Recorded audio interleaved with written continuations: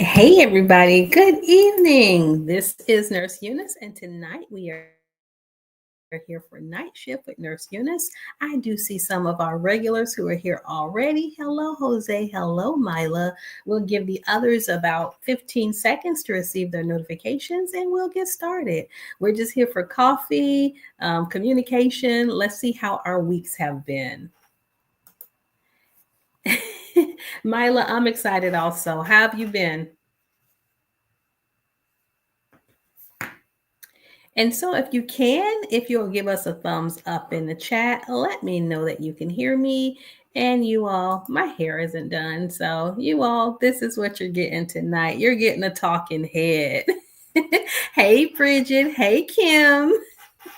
So, you all, this is just general conversation. I want to know how your week has been. If you have any questions, feel free to put them in the chat. This is just night shift with Nurse Eunice. I'm going to try my best to come on every Tuesday to answer whatever questions you have so we can prepare you for your examinations and we can help you figure out your career paths. And so Mila's asking, how is my day going today? It has been busy, but this is one of the highlights. So, of course, we have the brick and mortar business here. So we have our instructor lab classes, and then in the evenings, whenever we have opportunity, we get online and teach also. But I did get some good news today, but I want to save my good news until I hear your questions and hear about your week. So let me know what questions you have, and let me know how I can help you get to the next goal. All right. And then Veronica says, hello, everybody. And I don't want to mispronounce your name. So I'm going to say Oliver. Oliver has an exam soon. Good luck. We know you're going to do great. We have so many of our students who passed their exams. The niece has given us a thumb up. Hello, Betty. Hey, girl. And then let's see here. Why did bacteria develop easily in warm and moist or cold areas? See, that sounds like a biology type question, and I'm a nurse. And so, Tadong, I don't want to give you any bad information. So, you all help me out. It's 9:00 at night. I am good with nursing, all of the anatomy, physiology, that type of chemistry type stuff. Why do bacteria replicate, grow better in warm clients than they do in cold clients? I think climates. I think that's the question. Let's see what the group has. We're working together tonight. All right. And so Tadong threw me a curveball with that one. Hey, DJ. Hello to you, dear. And let's see here. So hello. And then let's see. I've been on YouTube all day today studying. Hey, I know you're going to do well. All right. So Mila says, last night I saw a video of a dog learning how to do CPR. It was so funny.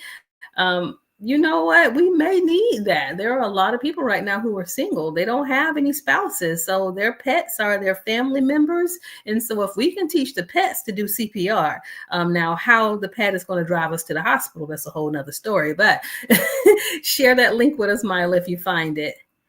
And then Kim, it's so great. I'm so happy to have you here. Let me know what questions you have. Don't ask me anything about biology. So to Dong, they really threw me a curveball with the bacteria in the warmth.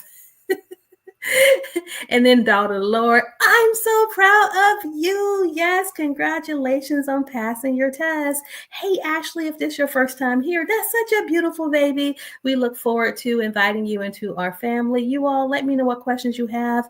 And so Sandra, hey, girl. All right, and so let's see what Eltina says. Eltina's trying to go to sleep already. She's like, good evening. That's right. Hey, good evening. You also night shift. How many of you are actually working the night shift? I've worked the night shifts before. It's been many moons ago. I used to like working 3 to 11. That was my preferred shift because it gave me time to do things in a day. And then, I can come in at night. And if I still want to go out and celebrate with my friends, get off at 11:30, shower real quick, I still had time to do so.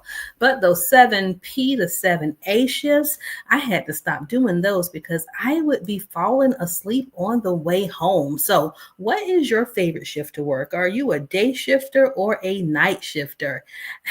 I know that was a good question that I couldn't answer. I'm going to have to look it up.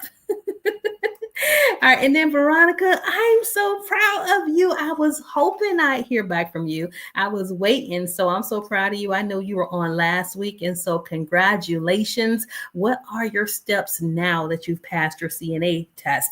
And if you have any pointers that you want to share with the others, such as don't be nervous. It's okay to make a mistake. If you do make a mistake, acknowledge it. Don't forget to wash your hands before and after patient care. So Veronica, if you can give us some tips so that you can help others to pass their test, I would appreciate that. And as a matter of fact, I'm going to, in the future, you all, there is a new community tab where I can make some of you all like mentors. And so I know Mila would be great, like a monitor. And Veronica, if that's something you want to do, please let us know. Keisha, what is the turnaround for exams after paying for the exams? In Florida, it's about 3 to 4 weeks. But if you attended an accredited program, so in Florida, you don't have to go to nursing school. You can just challenge the test. And if you pass, you'll be a CNA. So you're submitting your application directly to the Board of Nursing. You have more control. However, if you go to an approved school, they have to show their records. And then you have to deal with the office. Office is unorganized. So it can take about 2 to 3 weeks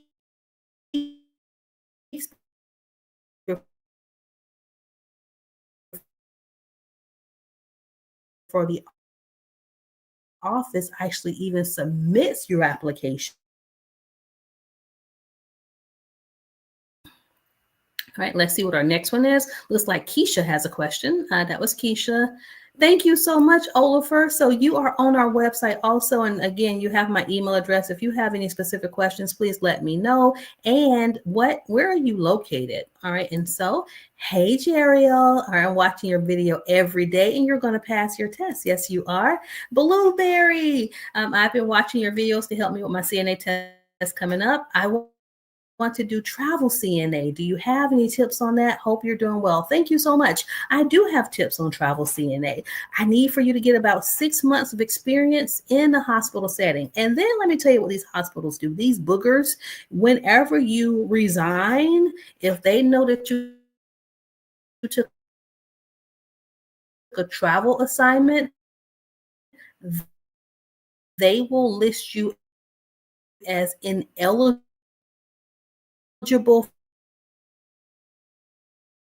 instead of doing traveling in the immediate period, you can do like local long distance traveling, where if you fix your shift correctly, you can work 312s back to back in your, in your local hospital. And then if you travel 50 miles outside of your city, they consider that traveling. So just be very careful. Now, if you're really tired of your job and you want to go traveling, you don't want to look back, well, then you can go ahead and put in your resignation and do traveling. But get you some experience, because as a traveling traveling CNA, you're going to get some of the hardest patients. They're going to give you the most difficult patients, unfortunately, because they know you get paid the most money.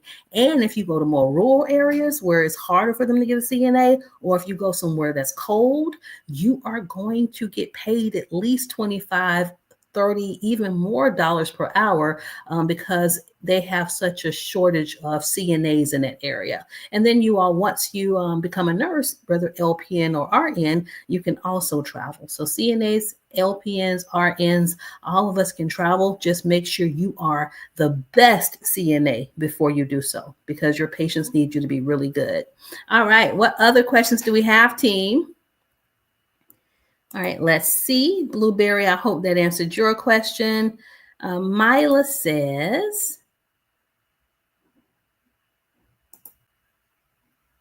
all right, let's see what Mila says. YouTube short is called Dog Learning CPR. All right, I'm going to do a reaction video, Mila. All right, exam is on the 17th. Yo, Shy, you got 16 days. You are going to do well. Keep studying. Make sure you read your book and learn some terminology. We're going to do a test in a few minutes, you all. And let's see what Tadong has. So where are you located? I need to know where you're located. How can I schedule my practice test? Last time when my practice test was nervous, I failed because for reschedule, but anytime I call the office, they give me another day to call. If you're calling our office for help with your practice test, I'm unsure of why you'll be calling our office. Attend our program. So, like, where are you located, and what is your school doing to assist you with the rescheduling process? That would be my next question. Oh yeah, you worked the night shift last night. Hey, Blue, I'm so happy to be here, girl. Look at that pose. I'm doing that pose right now. You just can't see it. Do you have any questions for me, Blue? I'll be happy to answer them for you. All right, so Maureen says, I'm planning on working nights after I pass my examination. Maureen, God bless you, girl, because those 12-hour shifts and then driving home afterwards, you all be very careful. And if you are tired after working a 12-hour shift, please pull over and go to sleep. A nurse calls direct because she fell asleep at the wheel after a 12-hour shift. And not only did they, of course, fine her, they actually arrested her. She got charged with manslaughter. So be careful. If you are tired after work, just go to sleep. Do not get behind that wheel and start driving. All right. And so, hey, Tanaka. Yes, my CNA book is on Amazon, but I need to make a new one. So the one that's on Amazon right now is heavily skill focused, and it also has terminology. So the new book that I'm going to hopefully finish this weekend, that is the goal. So it'll be available on Amazon, let's say mid-July. That one's going to have practice test questions. And so, oh yeah, you all, my win. I have my custom chat GPT. So there is a Nurse Eunice GPT that I'll be sharing soon that will answer questions. That is right. So we're going AI, baby. That's right. Awesome job. Mila's congratulating you, Veronica. Oh, you got a lot of people congratulating you. Ashley, you passed your skills. And so I know in some states, like in Florida, you can take both tests on the same day. Other states, you take one test, and when you pass that one, you go back and you take the second one. So regardless, I am proud of you. You are halfway there, and I know that you're going to be successful. And then I just created a video on Monday that talks about the CNA to nurse options. So you can do anything for 1 year. LPN school is 1 year, and I know people LPN, you all have been nurse for 26 years. They've never gotten rid of LPNs. They will not get rid of LPNs. You can go from CNA to LPN in 1 year, and then you can do an LPN to RN bridge the next year. So either way, in 2 years, you will be an RN, but you're making money along the way, good money. And on top of that, a lot of your facilities will have tuition reimbursement. All right. And so Ashley passed her exam. I love your name. The daughter of the Lord. Thank you so much, Nurse Eunice. I passed my written exam, waiting on skill next week. All right. So you're not answering my question about where you are located. So you keep asking about how do you so in order for me to answer your question, I have to know where you are located because every state is different. So if you don't tell me where you're located, I can't help you. And then Martha is like, why is the Texas state exam so hard? Martha, tell me what's hard about it. Is it more terminology? Because I've all the tests are hard. Is it the skills? Is it the written? Let's figure out what your areas are where you're deficient, and let's focus on that one. And you all don't forget, I am your online, educator. I can assist you, but you all have those in-house instructors who are also there to help you pass these tests. So some of your questions you have to redirect back to them. But yeah, send me that test plan, because when you all want to know what's on your state examination, you would type in that state, for example, Texas CNA candidate bulletin. and it will break down the test for you. So if you haven't done that yet, go to your states, go to Google or whatever site you're going to use for searching, put the state in, followed by CNA candidate bulletin, and get the information on that test so that nothing's a secret to you. All right, and so let's see this one. This video applies to Texas. Yes, Martha, right now we're not doing any questions. We'll do questions about 5 more minutes as far as practice questions to help you pass your test. But unless I say specifically, this information is just for Florida. Anytime I do a question and answer, it's good nationally. All right, so let's see here. Ediana, hey, thank you for coming. Let's see here. You're located in Dallas, Texas. So let me do a search for you because I'm not sure why your instructor hasn't helped you with this, how to take the CNA exam in Dallas, Texas. You all just bear with me. I'm going to answer this question. Some states require that you go to school. So Dallas could be one of those states. And so in Dallas, you have to complete a 100-hour state-approved nurse aid training program that includes 40 hours of clinical practice. And so you have to go to school, and that school will then submit your application for your state examination. And I'm putting that information in, and I just simply found that information by Googling it. Okay, so if you're located in Texas, you got to go to school. Mila says, can you please do a practice test on emergency care in a hospital setting? Mila, I got a whole video playlist on managing megacodes. And I know some of that terminology may be outside of your scope of practice if you're a CNA, but if a patient goes into cardiac arrest, or if a patient's heart rate is fast or if it's slow, we all work together around that bed. And the CNA is the one who's doing the vital signs. They're helping with positioning. They're the runner getting supplies. And so your role is so vital. And while I said the term CNA versus PCT, when you think of a CNA, think more of like a nursing home facility where they're going to have medical emergencies there too, but a patient care tech is hospital level, and usually they can do more skills such as insert catheters. So if a person is retaining urine, they can actually insert a urinary catheter if they've been trained to do so. A CNA cannot. So a CNA just has basic knowledge and they provide basic care. All right, and so we have another question about travel CNA. Can you be a travel CNA when you work in a group home? I wouldn't, Betty, because again, they're going to give you the toughest patients. So when you're nursing or travel CNA work, usually that means that you're going to be given a contract to work in a hospital. And so you need to be able to take care of 12 to 20 patients who have various illnesses. One could have diabetes, another could have a wound, one can have mental health issues, cardiac issues. You have to understand the diet. You have to understand that schedule. You come in, you get your equipment, you get your supplies, you go room to room, get those vital signs, get your patients up, empty catheter. So you're not going to get a lot of that experience inside of a group home or a residential home because usually they're pretty stable. They don't have acute issues. And if they did, they send them out to a hospital to get stabilized. All right, let's go. You all are having some great questions tonight. All right, so you're right around the corner from me, girl. You're in Polk County. All right, and so Diana, are you about to go to bed? Good night, Diana. Veronica is giving us advice, everybody. She says for the clinical skills, it's best to pay attention to safety and hand washing plus acknowledging your errors. That is right. In the state of Florida, we can say correction. If we mess up, you can say correction. The nurse will ask, what are you correcting? And you will let them know what you did wrong. And she will let you know if you need to start all over again or if you can resume from the point that you actually acknowledged your error. That is right. So great insight.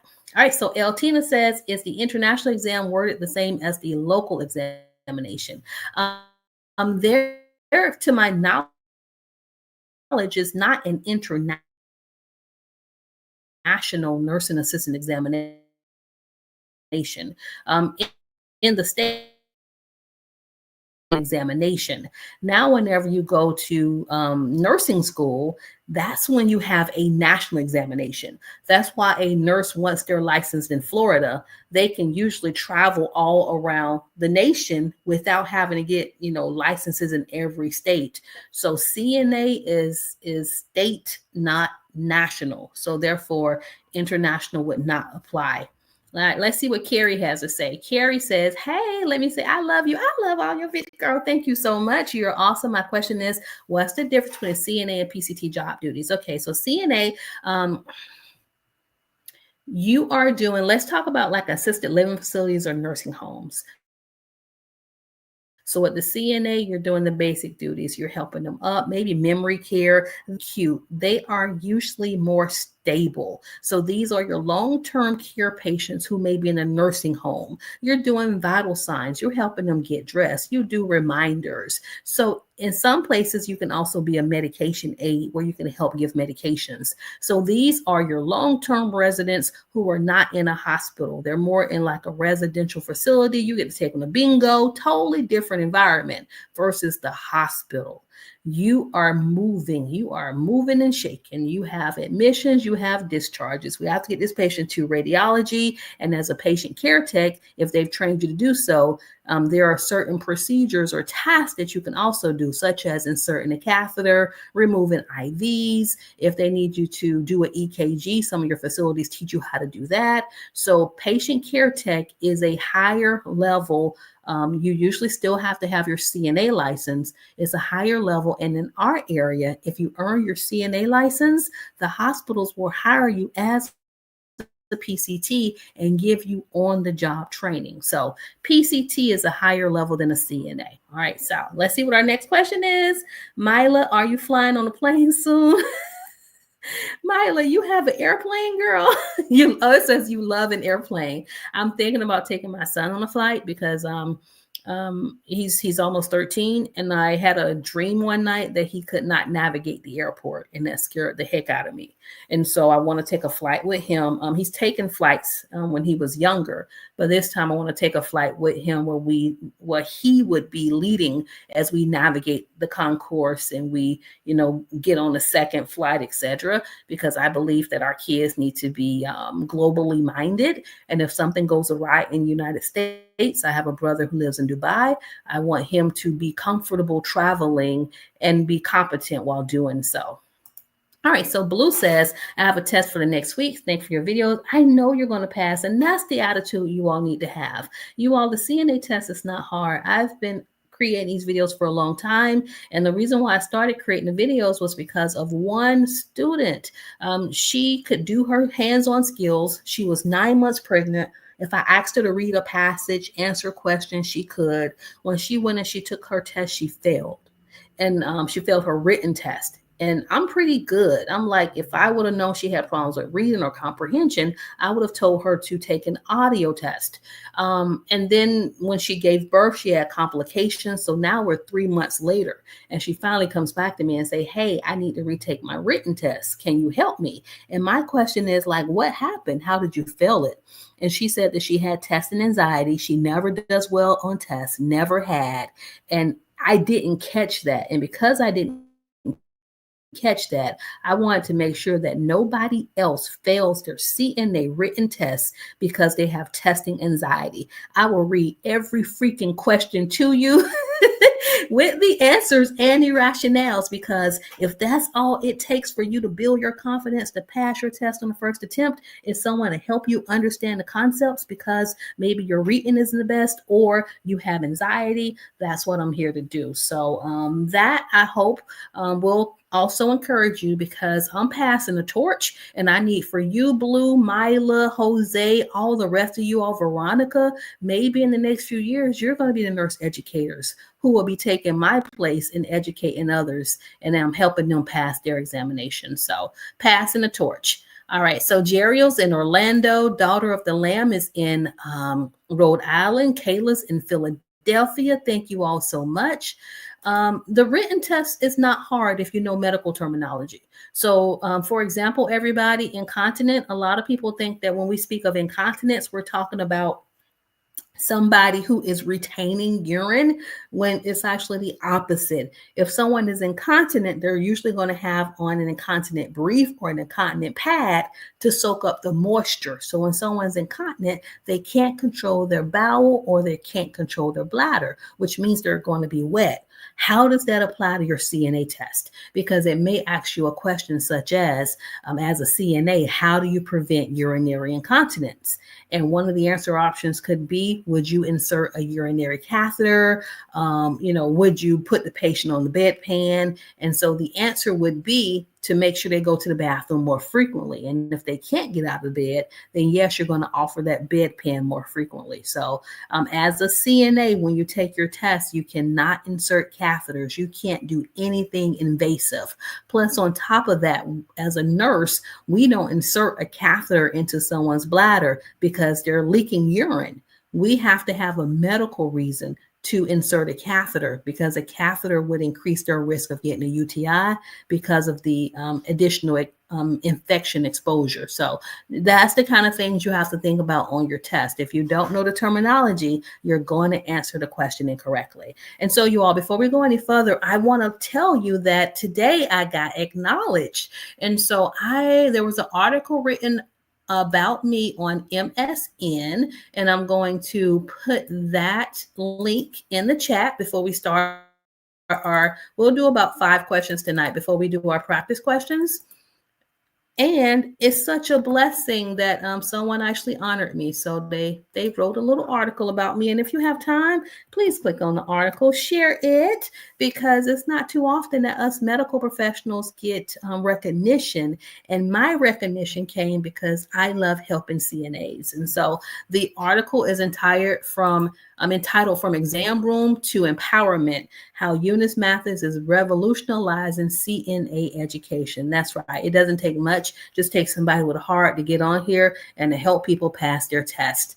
All right, let me just make sure I didn't miss any questions. You all, there are like 3 more questions. So after we get through these questions, we will start our practice test. All right, so looks like DJ. I'm just going to say DJ. DJ says, Nurse Eunice, give the LPN. No, we don't do the LPN program. So we do supplement education. We do CNA. Once you have completed LPN school, if you still have questions or you are having a hard time passing the NCLEX, we have the NCLEX prep. We have the hands-on skills lab.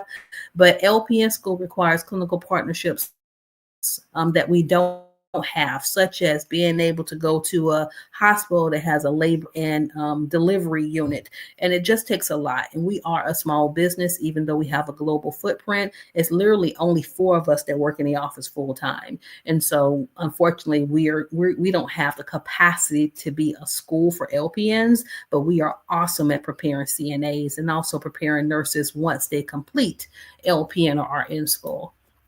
And in the state of Florida, you all, about 15% of all first-time testers, whether it's LPN or RN, they fail the NCLEX examination. So whatever the schools right now are doing is not sufficient. So that's where educators like myself, we come on, we do, may not be one-on-one, but it's group training sessions, and we give those nursing students the additional confidence and education they need to pass their test. Is the international exam worded the same as the local examination for PCTs? Eltina, I don't know, baby, because I'm not versed with what happens internationally. What I do know is that if you are desiring to become a nurse, that NCLEX, usually the NCLEX is taken internationally, and we do have a partnership with REMAR, and it's called REMAR Review. So if you all haven't checked out Nurse Regina, she is freaking awesome. Tell her I said it. So it's REMAR Review. If you go to her website, like she discusses, she flies all over from Nigeria to Kenya to the Philippines. I think she went to Singapore. She flies internationally. She's based out of the US, but because those, not CNAs, but nurses can study abroad, and they do have an international NCLEX. So I think you're getting the NCLEX confused with the CNA examination. There is not an international or a national CNA examination. In our area, it is just by the state. So please check out Regina's website. She's on YouTube, Remar Review, and that way you can start asking questions about the nursing program. So if you're trying to come to the US, you want to come as a nurse, not as a CNA. All right, and so Tanaka says, I download your practice from your site. I'll continue to use those. Thank you so much, dear. And as soon as I get it updated, I will post you. I'll post it online. All right, and then Mila, being an 911 operator, that will be kind of scary sometimes. Mila, I've been talking to you for a few months, and what I want you to remember is that all of this is scary, but you have faith. God is going to guide you, and that facility has protocols. So if there's an emergency, you literally type in the emergency, and it's going to tell you what to say, and I know that you're going to be calm, and you're going to help that person with their situation, and you're going to keep them calm until the advanced rescuers get there, until EMS get there. So I know you can do it. Have faith in yourself, and it may be scary, but girl, you are ready for it. You can answer most of these questions before I ask them. All right, everybody, any other questions we'll save for a few moments. Let's go ahead and add this question to the stage. All right, so question 13. Because I'm not doing all these questions, we're going to do about 5 questions. So let's start here. Question 13. Let me hide Mila's comment. What term describes the opposite of being unconscious? Is it sedated, oriented, alert, or asleep? What is the opposite of unconscious?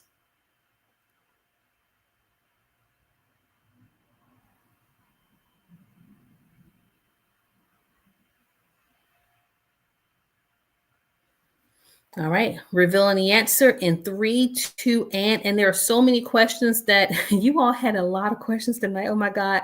Before we leave, I will go back and look at those questions that I missed. All right, and so everyone put C, and I'm so proud of you. You are right, it is alert. So a patient who is alert is fully awake and responsive, which is the opposite of being unconscious, where the patient is unresponsive to stimuli. All right, let's go here. All right, so question 15. During your shift as a nurse, let's use cluster care for Mr. Adams so he can rest. Sorry, during your shift, a nurse says, let's use cluster care for Mr. Adams so he can rest.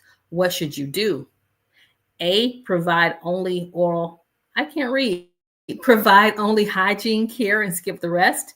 B, plan to do all patient tasks at once to minimize disturbances. C, document care every 30 minutes. D, spread out care over the shift so nothing is missed. Or E, all of the above.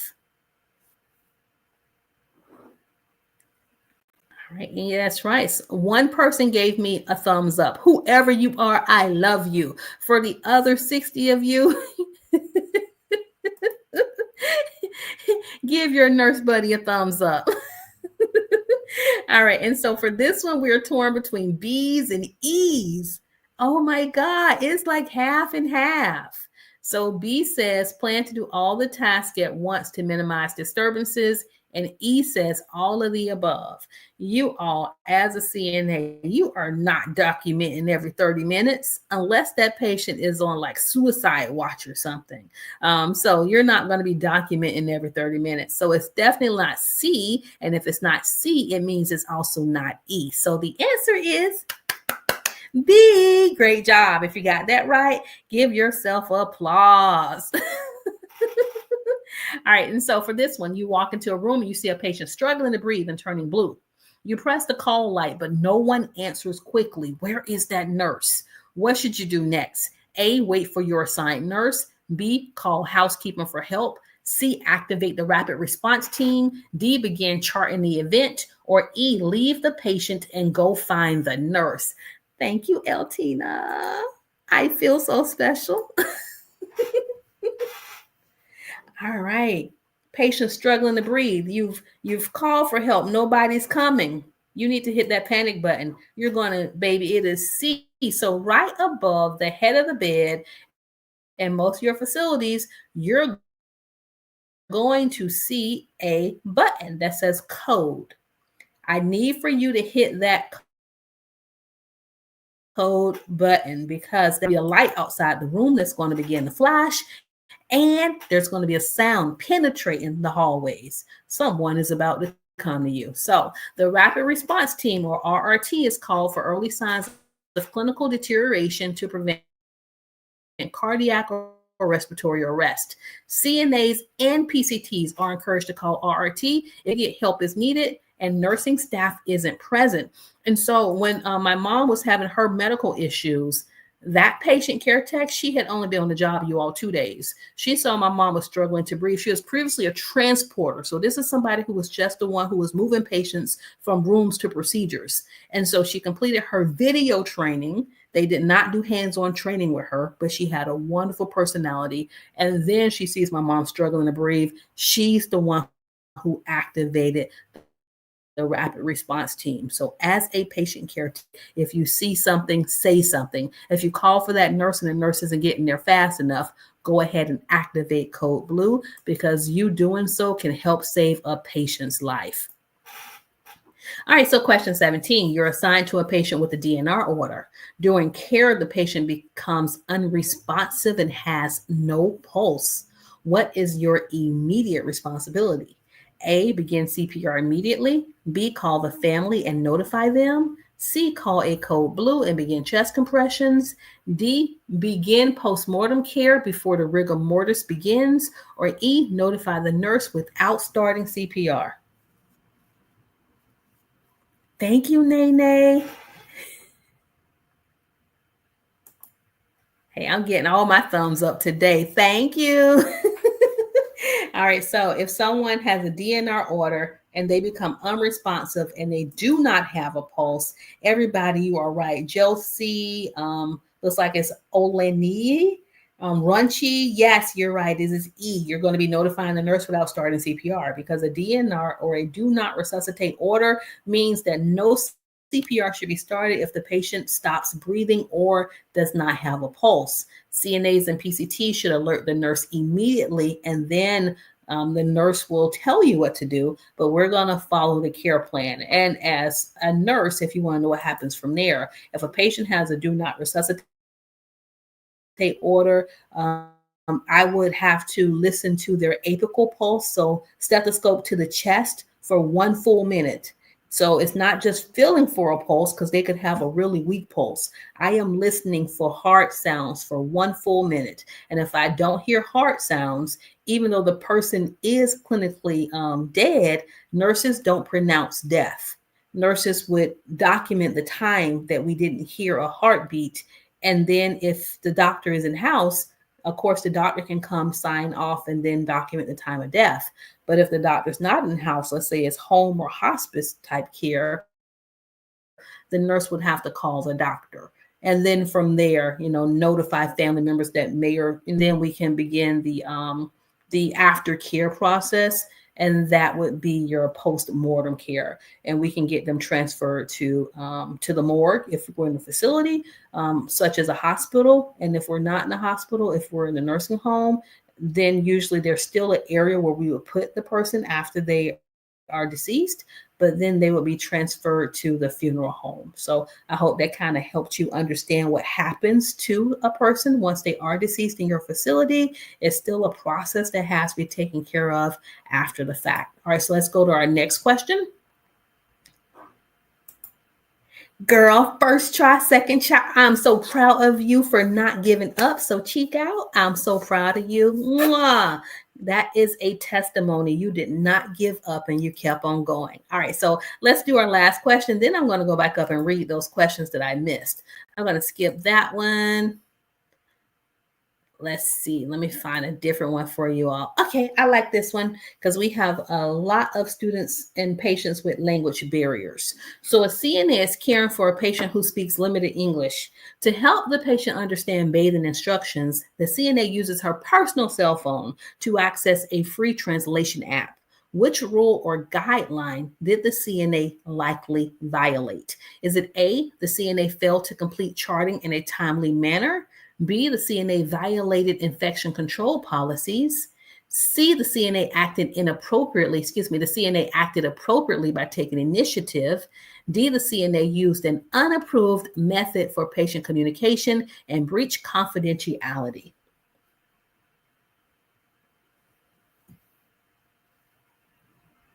All right, we're torn between C's and D's. But the majority of you all said D, and you are right. You all, we can't do that. We just can't pull out our phone. It listens to everything anyway.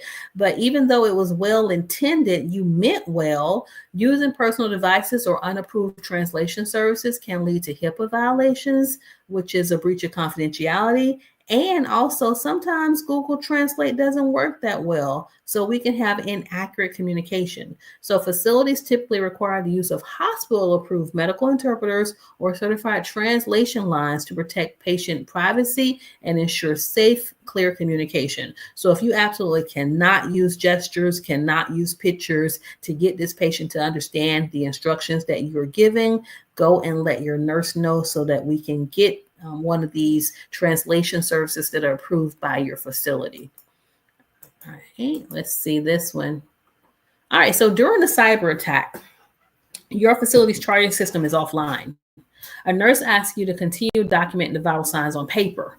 What is your responsibility as a CNA? A, only document if you're asked to. B, skip documentation until the system is back up. C, document vitals on the assigned paper forms legibly and accurately. Or D, wait and memorize the information for later entry.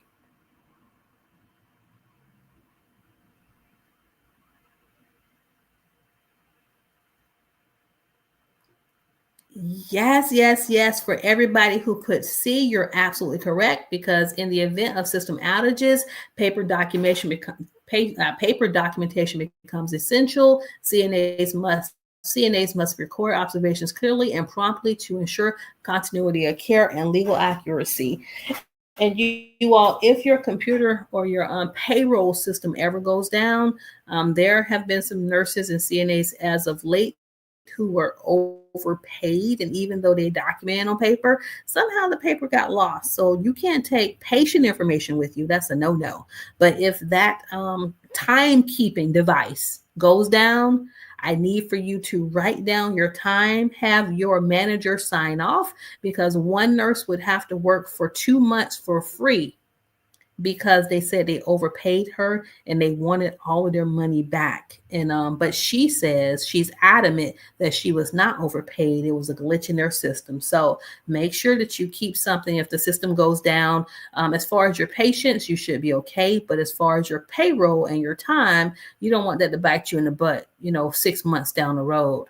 All right, so we had a question, you all. So looks like it is Runchy says, how do they mark the exam? Because my score said I failed by 0.38 points.